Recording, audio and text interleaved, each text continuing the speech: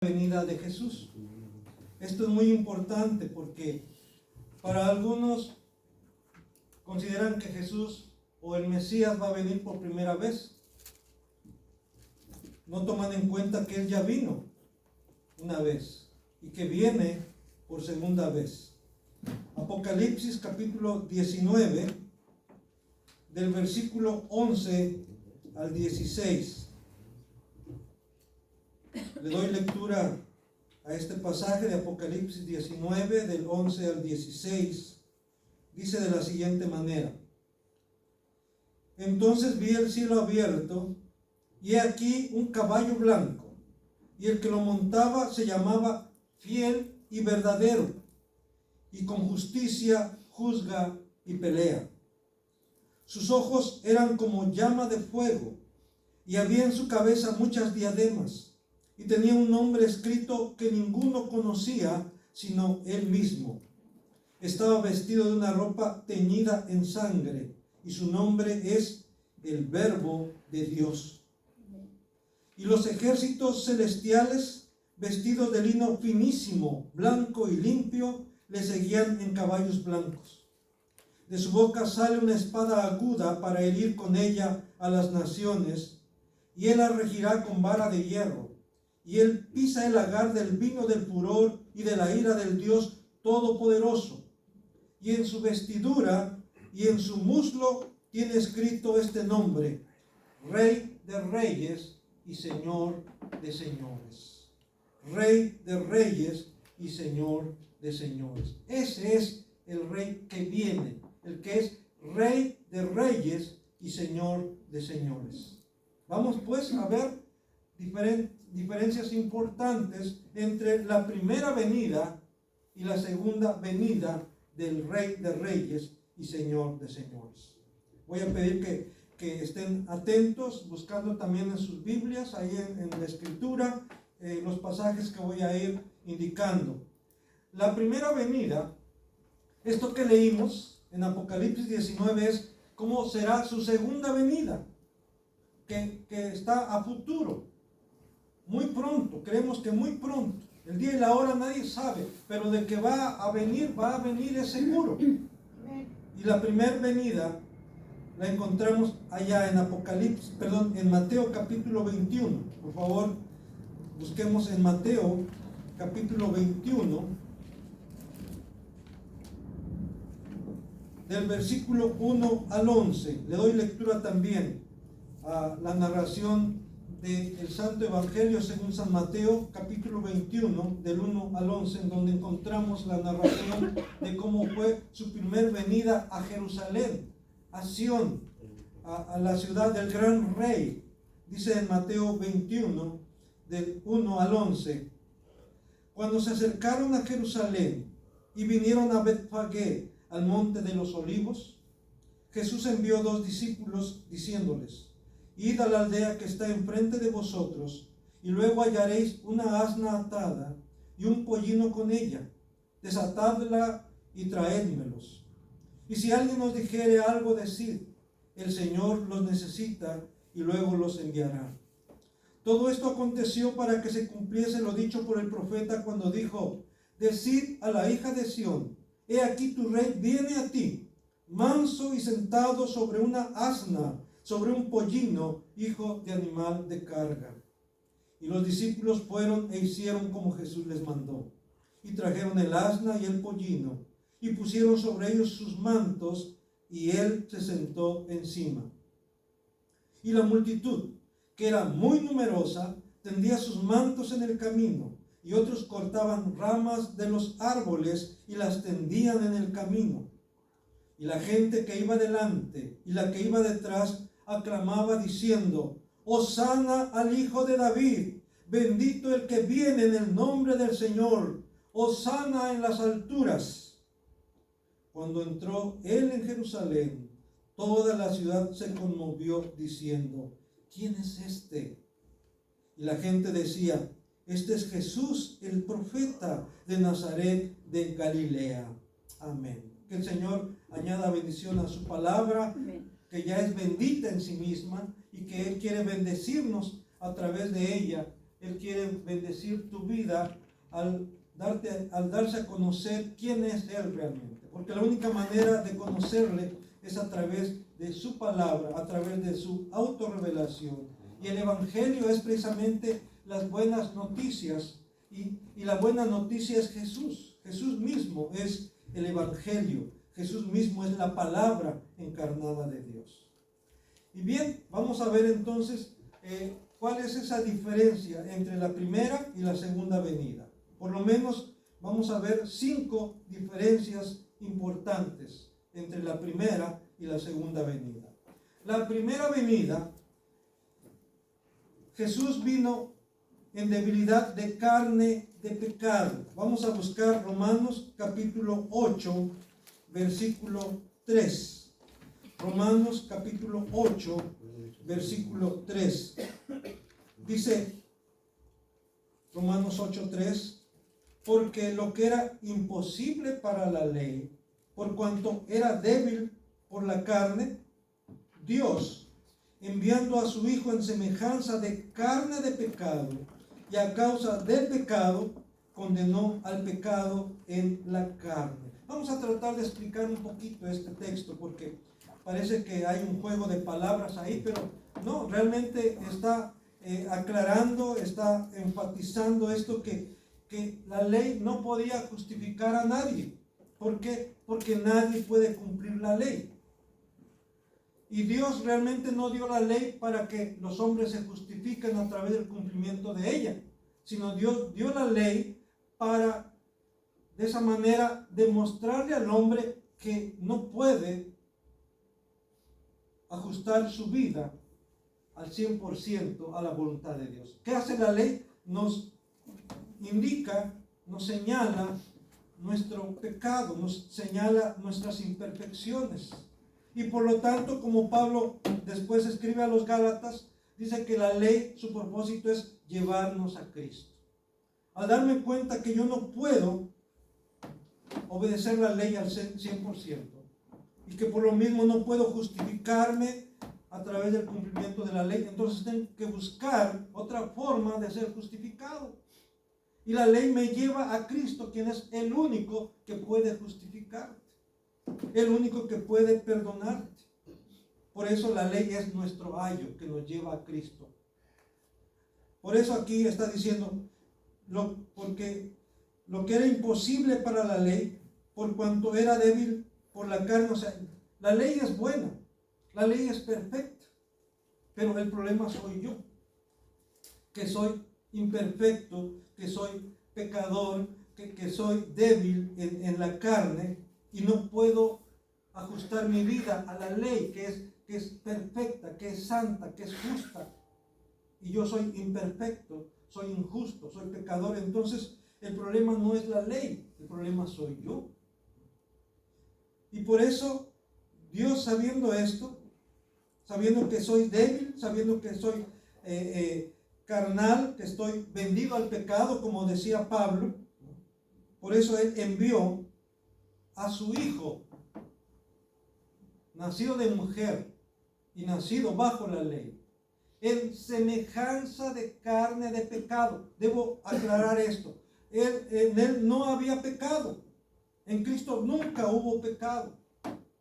Sin embargo, vino en semejanza de carne de pecado, o sea, tomó una naturaleza humana. Se hizo carne, se hizo hombre, como nosotros, pero sin pecado. Eso es importante, hermanos, que entendamos. Él asumió la naturaleza humana con todas las debilidades físicas, hasta cierto grado emocionales también, pero sin pecado. Él tuvo hambre, él tuvo sed, él se cansó, él sufrió, él lloró, como cualquier otro ser humano. Pero jamás hubo engaño en su boca, dice la Escritura. No hubo pecado en él. Y precisamente en esa condición de hombre, Dios hombre, de hombre, porque él era 100% hombre. Es difícil a veces explicar esto porque dice, él era 100% Dios y 100% hombre. En Él, en Cristo, se unieron las dos naturalezas, la divina y la humana, en una sola persona. Jesús no tenía dos personalidades, no. Él era una sola persona y en Él habitaba la plenitud de la deidad en su cuerpo de carne. Y en ese cuerpo de carne, dice, condenó al pecado. O sea, venció el pecado. Derrotó la muerte. Y por eso, de alguna manera, Él tuvo que sufrir, tuvo que padecer hambre, tuvo que padecer tentaciones incluso, pero Él las venció. Y al vencerlas, y al vencer el pecado, y al vencer la muerte, Él se constituyó en nuestro representante, el representante de todos aquellos que creen en Él, de todos aquellos que se identifican con Él. Ahora, en Él tenemos salvación y vida eterna. En Él somos justificados, como dice Romanos 5:1. Justificados, pues, por la fe. Tenemos paz para con Dios por medio de nuestro Señor Jesucristo. Esto es algo que difícil a veces de entender, cómo Él, siendo tan santo, tan perfecto, lleno de gloria, de majestad, decidió venir y habitar en medio de tanta inmundicia, en medio de tanta maldad. Pero lo hizo por amor a nosotros, porque era la única manera en que Él podía redimirnos. Por eso su primer venida fue en debilidad de carne, de pecado. Él dejó su gloria, no dejó su divinidad. Él siguió siendo Dios, pero dejó su gloria a la diestra del Padre y se humilló a sí mismo, como dice en Filipenses capítulo 2, se humilló a sí mismo tomando forma de siervo, hecho semejante a los hombres. Y estando en esa condición de hombre, todavía se humilló hasta lo sumo, hasta la muerte y muerte de cruz. En la segunda venida, cuando Él venga por segunda vez, ya no vendrá en debilidad de carne, de pecado. Él vendrá con poder y gran gloria. Vamos a buscar en Mateo 24. Mateo 24, versículo 30. Dice Mateo 24, versículo 30. Entonces aparecerá la señal del Hijo del Hombre en el cielo. Y entonces lamentarán todas las tribus de la tierra y verán al Hijo del Hombre viniendo sobre las nubes del cielo con poder y gran gloria. Verán al Hijo del Hombre, aquel mismo que vino, nacido de mujer, nacido bajo la ley, que no hubo un lugar en el establo para él, perdón, en el mesón para él, que tuvo que nacer en un establo, ahí entre los animales, que tuvo que, en lugar de cuna, tuvo un pesebre. Ese que nació en debilidad, que nació con muchas limitaciones, que tuvo frío, que tuvo hambre, ese mismo vendrá con poder y gran gloria, dice en Mateo 24:30. Y lo van a ver todas las naciones. Todo ojo le verá, como vamos a ver más adelante en Apocalipsis capítulo 1. Todo ojo le verá. Y los que le traspasaron, los que se burlaron de él, van a lamentarse. Pero será demasiado tarde. Ya no habrá oportunidad para ellos. Porque la oportunidad se nos da mientras vivimos. Mientras estamos vivos tenemos la oportunidad. Mientras escuchamos el Evangelio tenemos la oportunidad de responder al llamado de Dios, al arrepentimiento, al reconocerle como lo que Él es. Por eso va a venir por segunda vez con poder y gran gloria. No dice en gloria, sino gran gloria. De tal manera que todo ojo le verá, que todas las naciones le verán. Por eso Él no se va a manifestar primero en un lugar y luego en otro y después en otro. Él no va a ir por regiones. No. Él, cuando Él venga será un evento universal, un evento cósmico, de tal manera que en todas las naciones le verán. ¿Cómo será? No entiendo. Pero la Biblia así lo declara, así lo dice, que todo ojo le verá. También en la primera venida vino para servir y morir. Dice en Mateo 20:28. Mateo 20:28. Como el Hijo del Hombre, dice, no vino para ser servido, sino para servir y para dar su vida en rescate por muchos. Él no vino para ser servido la primera vez. Él vino a servir. A servir haciendo bienes, dando de comer a la gente, levantando paralíticos, abriendo los ojos de los ciegos, sanando toda enfermedad y toda dolencia del pueblo. Él mismo con sus discípulos dice que en aquella noche, ¿verdad? Antes, previa a ser crucificado, Él dice que se quitó su capa, tomó una toalla, se ciñó una toalla, tomó un lebrillo con agua y empezó a lavar los pies de sus discípulos. Empezó a hacer el trabajo que hacían los siervos, los esclavos. Por eso Pedro reaccionó y dijo, no, a mí no me vas a lavar los pies.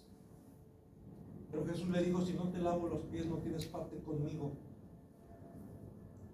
Y entonces Pedro dijo, no solamente los pies, la cabeza, todo, ¿verdad?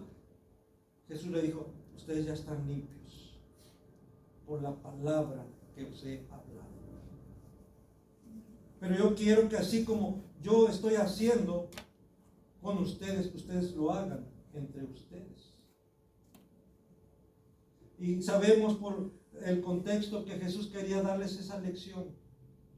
Porque entre ellos había esa actitud que todavía sigue habiendo dentro del pueblo de Dios, que algunos quieren ser más grandes que los otros, que algunos quieren que les sirvan los demás, cuando en realidad nosotros hemos sido llamados para servir, no para que nos sirvan, sino para servir de diferentes maneras, como Dios nos dé la oportunidad, como se presente la oportunidad, tenemos el deber de servir y no esperar a que nos sirva. Porque el Hijo del Hombre, como estamos viendo aquí, vino para servir, no para ser servido, sino para servir y para dar su vida en rescate por muchos. No solamente a desgastarse en el servicio, sino aún a ofrecer su vida, a dar su vida en rescate por nosotros. En su segunda venida, Él va a venir para juzgar y para reinar. Para juzgar y para reinar. Vamos a ir a Apocalipsis nuevamente. Vamos a estar yendo a los evangelios y también en este caso a Apocalipsis, porque Apocalipsis habla acerca también de su segunda venida. Habla de su primera venida también, por supuesto, pero también habla de su segunda venida. Y ahí en el capítulo 11 de Apocalipsis, el versículo 15, dice de la siguiente manera, Apocalipsis 11:15. El séptimo ángel tocó la trompeta y hubo grandes voces en el cielo que decían, los reinos del mundo han venido a ser de nuestro Señor y de su Cristo, y Él reinará por los siglos de los siglos. Los reinos del mundo han venido a ser de nuestro Señor, refiriéndose al Padre, porque al Adonai, al Padre, al Señor, pero también al Hijo, en este caso, y a nuestro Señor Jesucristo. Han venido a ser de nuestro Señor y de su Cristo. ¿Y Él qué? ¿Quién es el que va a reinar por los siglos de los siglos? Cristo. Cristo es el que reinará por los siglos de los siglos. Él viene para juzgar y para reinar por los siglos de los siglos. Esto vamos a ver un poquito más adelante en Mateo 25, pero la primera venida vino haciendo un llamado al arrepentimiento. En su primer venida, Jesús vino haciendo un llamado al arrepentimiento. Igual que Juan el Bautista. ¿Recuerdan? Juan el Bautista así comenzó. Arrepentíos porque el reino de los cielos se ha acercado. Por eso muchos creyeron que él era el Mesías. Y él tuvo que decir, yo no soy el Mesías. Yo no soy el Cristo. Yo soy solamente la voz que clama en el desierto. Yo solamente he sido enviado para preparar el camino del Señor. No soy yo el Cristo. No soy yo el Mesías. No soy yo la luz. Pero su mensaje comenzó también así, un llamado al arrepentimiento. Y Jesús comenzó también así su ministerio. En Mateo 4:17, vamos a ir precisamente cuando él comienza su ministerio. Mateo 4:17. Desde entonces comenzó Jesús a predicar y a decir, arrepentíos porque el reino de los cielos se ha acercado. Él comenzó su ministerio haciendo un llamado al arrepentimiento. Arrepentíos porque el reino de los cielos se ha acercado. En su segunda venida, Él viene a juzgar a los vivos y a los muertos. Ahí mismo en Mateo capítulo 25, ahora vamos a ver el versículo 31 al 33. Mateo 25, 31 al 33. Ese mismo Jesús que vino haciendo el llamado al arrepentimiento, ahora en su segunda venida ya no viene haciendo un llamado al arrepentimiento. Ahora viene para juzgar. Dice Mateo 25, 31 al 33. Cuando el Hijo del Hombre venga en su gloria y todos los santos ángeles con él, entonces se sentará en su trono de gloria. Ya no estará en una cruz.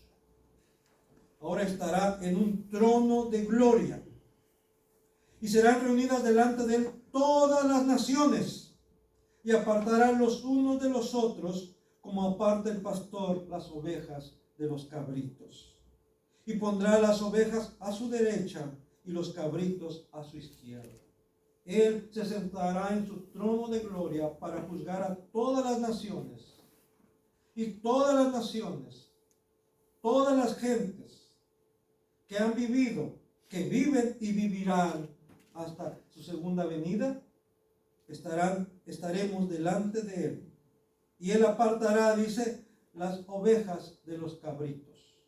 Él es el que va a juzgar a las naciones. No solamente a cada individuo, sino a las naciones también.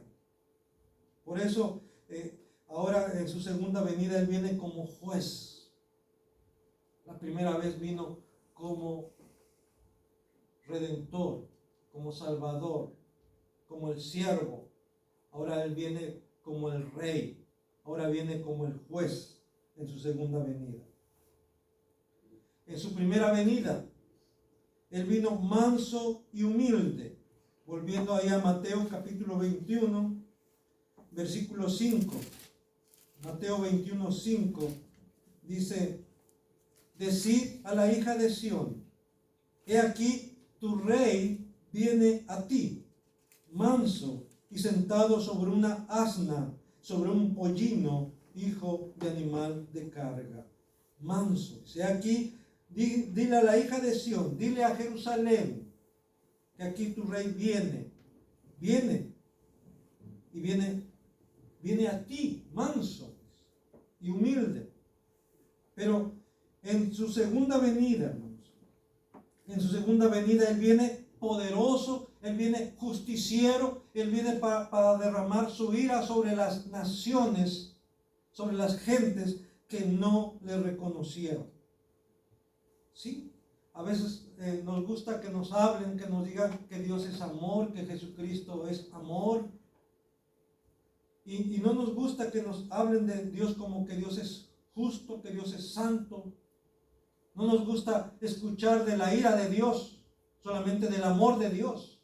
Pero en Dios, hermanos, definitivamente hay amor, pero también su justicia demanda que el pecado sea castigado, que Dios no dará por inocente al culpable, lo dice claramente la Escritura. Y por eso, en su segunda venida, Él viene poderoso y justiciero para llevar a cabo su juicio, para derramar su ira, como hemos visto en Apocalipsis cuando hablamos sobre las copas de la ira de Dios. Dice en Apocalipsis 19, versículo 11 al 16, que fue el que leímos al inicio, pero vamos a leerlo nuevamente. Apocalipsis capítulo 19, versículo 11 al 16. Entonces vi el cielo abierto, y aquí un caballo blanco, y el que lo montaba se llamaba Fiel y Verdadero, y con justicia, dice, ¿qué? Juzga y pelea. Juzga y pelea. ¿Contra quién va a pelear? Va a pelear contra Satanás y sus demonios, por supuesto, pero también va a pelear contra aquellos que le rechazan, contra aquellos que aún se burlan de él, que blasfeman en contra de él. Dice, y sus ojos eran como llama de fuego, y había en su cabeza muchas diademas, y tenía un nombre escrito que ninguno conocía sino él mismo. Estaba vestido de una ropa teñida en sangre, y su nombre es el Verbo de Dios. Su ropa teñida en sangre. Esas son figuras simbólicas, hermanos, pero a la vez son reales. Y a través de esto se nos está describiendo al Mesías, se nos está describiendo a Jesús en su segunda venida, empezando montado sobre un caballo blanco. Caballo blanco, símbolo de victoria, de un triunfador. Está montado por alguien que ha triunfado, alguien que ha vencido. Y su nombre es Fiel y Verdadero, dice. Y tiene atributos. Su mismo nombre habla de quién es Él. ¿Quién es Él? Él es fiel. Él es verdadero, es veraz. Pero también Él juzga, dice. El Padre le ha dado, como Él mismo lo dijo, el Padre le ha dado esa autoridad de juzgar. Ya no es el Padre quien va a juzgar, ahora es el Hijo. Le ha dado toda esa autoridad, toda esa facultad al Hijo. Por eso las naciones, las gentes, no van a comparecer ante el trono del Padre, sino ante el trono del Hijo, porque el Padre le ha dado esa facultad. ¿Por qué le dio esa facultad? Porque su Hijo se humilló hasta lo sumo, hasta la muerte y muerte de cruz. Y por eso el Padre le dio un nombre que está sobre todo nombre, para que en el nombre de Jesús se doble toda rodilla de los que están en el cielo, en la tierra y aún debajo de la tierra. Y toda lengua confiese que Jesucristo es el Señor. Y por eso, dice, él juzga y pelea con justicia. Y también se nos describe que sus ojos son como llama de fuego. Eso habla entonces de la ira de Dios, del poder de Dios. Y el fuego, hermanos, recuerden, es purificador. En otra parte se nos describe que de su boca sale una espada de 2 filos. Y esa espada de 2 filos, recuerden, tiene que ver con la palabra de Dios, que ella misma nos dice que la palabra de Dios es como espada de 2 filos. Y eso indica que de él sale esa palabra de verdad, esa palabra que es palabra de vida para los que la reciben, pero también es palabra de muerte para quienes la rechazan. ¿Sí? Así es. Por eso Jesús dice que el que no es conmigo, contra mí es. El que oye la palabra y la guarda, lo compara a un hombre prudente. Pero el que oye su palabra y la ignora, lo compara con un hombre imprudente. Y la diferencia entre la vida y la muerte va a ser recibir su palabra para vida o rechazar su palabra para muerte. El que cree en el Hijo, ¿qué dice? Ya tiene la vida. El que cree en el Hijo, pero el que rehúsa creer en el Hijo, no verá la vida, sino que la ira de Dios, dice, está sobre él. No hay otra manera de escapar de la ira de Dios, de la justicia de Dios, más que por medio de Jesucristo. No hay más. Amén. Él es la diferencia entre vida eterna y condenación eterna. Por eso estamos enfatizando esto, como fue su primer venida. Su primer venida vino manso, humilde, soportó humillaciones, vejaciones, burlas, golpes, escupitajos. Pero ahora Él viene por segunda vez y va a, como dirían por ahí, a cobrarse todas esas ofensas. De tal manera que aquí se nos presenta que su vestimenta, su vestidura viene cubierta con sangre. Versículo 3, estaba vestido de una ropa teñida de sangre. Esa sangre, Él derramó su sangre. Recuerden, Él voluntariamente derramó su sangre y con esa sangre nos compró. Pero esa sangre que está en sus vestiduras no es su sangre, es la sangre de sus enemigos. Porque Él viene justiciero, Él viene a juzgar y a la vez no solamente a juzgar, sino a llevar a cabo la sentencia. Él es el que va a llevar a cabo la sentencia. Él es el juez y Él es el verdugo, por así decirlo. Ahora, ¿por qué? Porque Él dio oportunidad todo este tiempo, desde su primera venida, todo esto, hace más de 2000 años que vino, todo este tiempo Él ha estado dando oportunidad, llamando al arrepentimiento. Por eso una y otra vez dice, si oyes hoy su voz, no endurezcas tu corazón. Hoy es el día aceptable, dice el Señor. Hoy es el día de salvación. Cada vez que tú escuchas la palabra, cada vez que tú escuchas una alabanza, cada vez que tú escuchas una predicación, cada vez que tú lees la Biblia, cada vez que llega a tus manos una porción bíblica, es el llamado de Dios. Es la oportunidad que Él te está dando para que marque la diferencia entre la vida eterna o la condenación eterna. Pero llegará el momento, llegará el día en que ya no habrá más oportunidades. Las oportunidades se habrán acabado. De tal manera que cuando el Hijo del Hombre venga, muchos van a pedirle a los montes, caed sobre nosotros, con el fin de escapar del juicio de Dios, pero no será posible. Muchos incluso buscarán la muerte, dice en Apocalipsis, pero ¿qué? La muerte huirá de ellos. La muerte misma estará tratando de escapar. Y claro que no podrá. Porque no hay un lugar en todo el universo en donde alguien pueda esconderse. Así que esto es importante que entendamos que cómo será su segunda venida. Algunos están pensando, bueno, cuando Él venga, ya cuando sepa, pues bueno, entonces yo voy a tratar de arreglar mi vida, de enmendar mi vida, de andar bien. ¿Cómo sabes cuándo?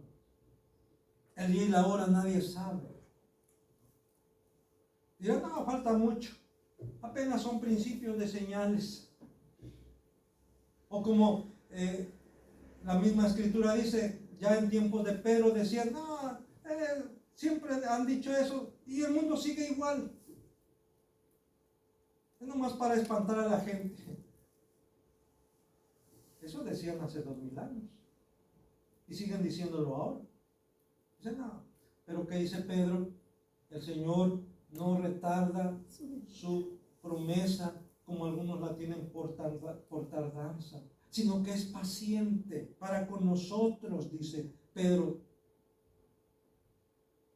esperando que ninguno perezca. Él no quiere que ninguno perezca, sino que todos procedan al arrepentimiento.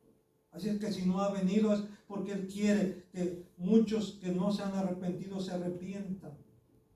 Porque Él está dando la oportunidad para que muchos todavía puedan entrar al reino de los cielos antes de que se cierre la oportunidad.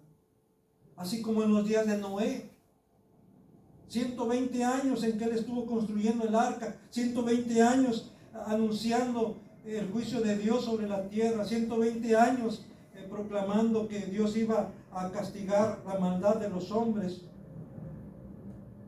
Y nada, solamente él, su esposa, sus hijos y sus nueras, los únicos. Llegó el momento en que empezó a llover y Dios mismo cerró la puerta. No fue Noé. Dios mismo cerró la puerta. Y nadie más pudo ingresar a esa arca de salvación. Y esa arca de salvación representa a Cristo. Él es nuestra arca de salvación. Y solamente podemos ingresar a ella no con buenas obras, no con dinero, no con armamento, sino solamente por medio de la fe. Es la única manera para que tú puedas ingresar, por medio de la fe, porque por gracia sois salvos, dice, por medio de la fe. Y esto no es de ustedes, sino que es un don de Dios. Dios mismo te da ese pase para que cuando entres, muestres ese pase. Ese pase es la fe, porque por gracia sois salvos por medio de la fe, y esto no es de ustedes, es don de Dios, no por obras, para que nadie se gloríe. Por último, en su primera venida, sus enemigos se burlaron de él. En Mateo 27, vamos a ir nuevamente ahí, en la narración del Evangelio, según San Mateo, capítulo 27, versículo 27 al 31, dice Mateo 27, 27 al 31. Entonces los soldados del gobernador llevaron a Jesús al pretorio y reunieron alrededor de él a toda la compañía. Y desnudándole, le echaron encima un manto de escarlata y pusieron sobre su cabeza una corona tejida de espinas y una caña en su mano derecha. E hincando la rodilla delante de él, le escarnecían diciendo: Salve, Rey de los judíos. Y escupiéndole, tomaban la caña y le golpeaban en la cabeza. Y después de haberle escarnecido, le quitaron el manto, le pusieron sus vestidos y le llevaron para crucificarle. Y sigue diciendo más adelante, versículo 37 al 44 del mismo capítulo de Mateo 27.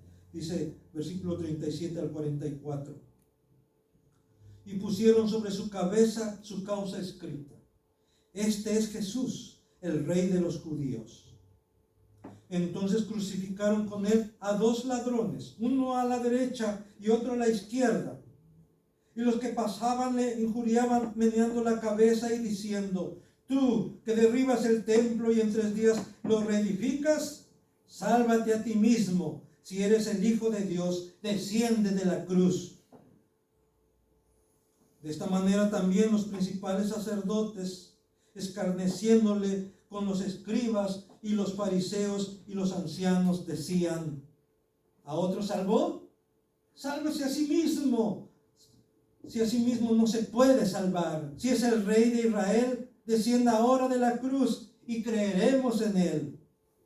Confió en Dios, líbrele ahora él si le quiere, porque ha dicho: soy hijo de Dios. Lo mismo le injuriaban también los ladrones que estaban crucificados con él. ¿Se dan cuenta? Todo el mundo se burlaba de él. Los soldados, los principales sacerdotes, las multitudes, los mismos ladrones que estaban crucificados con él, se burlaban también de él. Más adelante sabemos por el Evangelio de San Juan, ¿verdad?, que uno de ellos le reconoció, como le dijo en ese tiempo, ¿verdad? Él reacciona, aunque esto tal vez lo veamos el próximo viernes, pero estando ahí, ¿verdad?, Dios tiene misericordia de uno de ellos y reconoce, ¿verdad?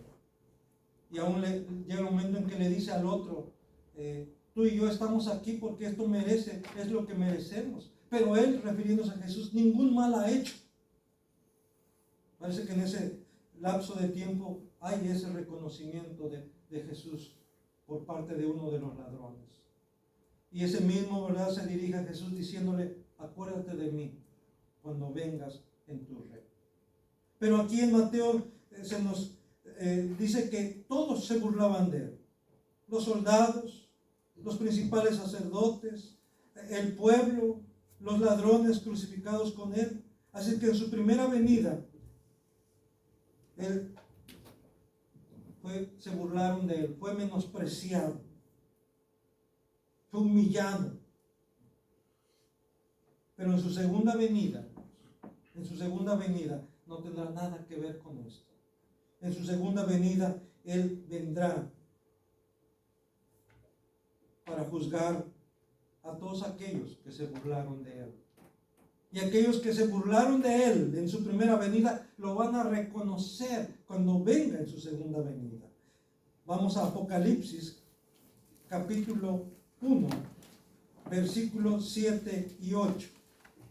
Apocalipsis 1, versículos 7 y 8. Dice: he aquí que viene con las nubes.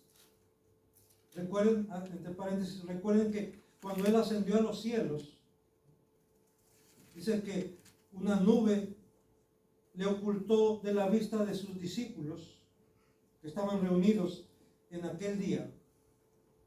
Y que después de que Jesús fue ocultado por una nube, dice que se aparecieron unos ángeles o varones junto a los discípulos, diciéndoles: varones galileos, ¿por qué estáis mirando al cielo? A este Jesús a quien vosotros habéis visto ir al cielo, así mismo vendrá a vosotros. Así como le habéis visto irse al cielo, ocultado por las nubes, en las nubes, así también él vendrá. Y por eso dice aquí en Apocalipsis, capítulo 1, versículos 7 y 8: he aquí que viene con las nubes, y todo ojo le verá, y los que le traspasaron, y todos los linajes de la tierra harán lamentación por él. Sí, amén, dice. Sí, amén, dice Juan. Sí, amén, dice el Espíritu. Sí, amén, dice la iglesia. Los que le traspasaron, ¿qué van a hacer? Van a lamentarse. Que le van a reconocer que a ese a quien crucificaron ahora viene para juzgarles. Viene con gran poder. Aquellas multitudes que gritaron: crucifícale, crucifícale, van a ver que ese que viene en las nubes es aquel a quien pidieron su muerte, su crucifixión, y que ahora viene con gran poder y gran gloria. Sigue diciendo el versículo 8: yo soy el alfa y la omega, principio y fin, dice el Señor, el que es y que era y que ha de venir, el Todopoderoso. El Todopoderoso. Cuando él vino la primera vez, él seguía siendo el Todopoderoso. Y lo demostró caminando sobre las aguas. Y lo demostró levantando a un muerto que ya hacía 4 días que estaba en el sepulcro y que ya olía mal. Demostró que él es el Todopoderoso, que él era el Todopoderoso.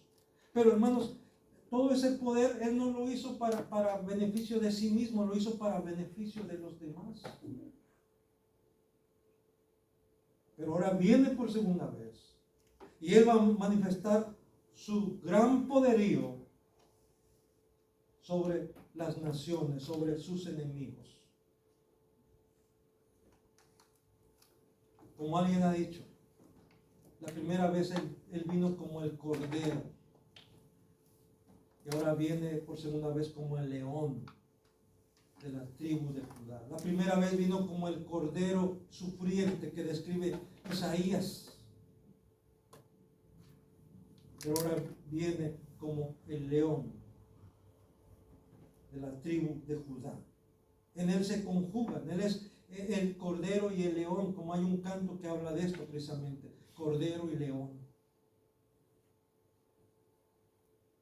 Quiero concluir esta exposición con Apocalipsis capítulo 22, leyendo Apocalipsis capítulo 22. Si usted quiere también buscar en su Biblia y leer conmigo, vamos a leer juntos Apocalipsis capítulo 22, del 17 al 21. Amén. Apocalipsis capítulo 22, versículo 17 al 21. Voy a pedir que se pongan de pie aquí los hermanos de la congregación para leer juntos estos versículos de Apocalipsis capítulo 22, versículo 17 al 21. Voy a pedir también, mientras también a los hermanos de la alabanza que pasen para dirigirnos con el canto. Él es el Rey. Él es el Rey infinito en poder. Él es el Rey de los siglos. Él es el Rey de los cielos. Él es el Rey de los siglos. Y eso nos compromete a serle fiel. Porque si Él es el Rey, entonces nosotros somos ¿qué? Sus siervos. Y los siervos estamos para servir. Amén. Y como dice por ahí un dicho, y el que no vive para servir, no sirve para vivir. Hemos sido llamados para servir. ¿Por qué? Porque Él es nuestro Rey, porque Él es nuestro soberano.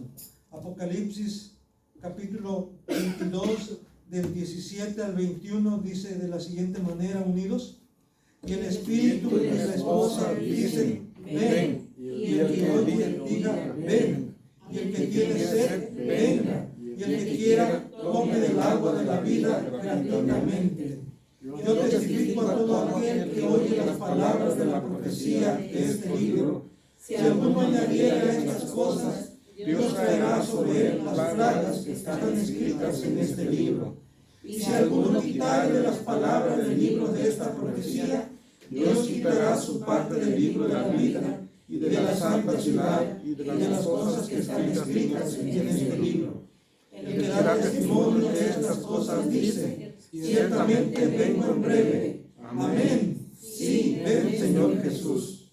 La gracia de nuestro Señor Jesucristo sea con todos vosotros. Amén.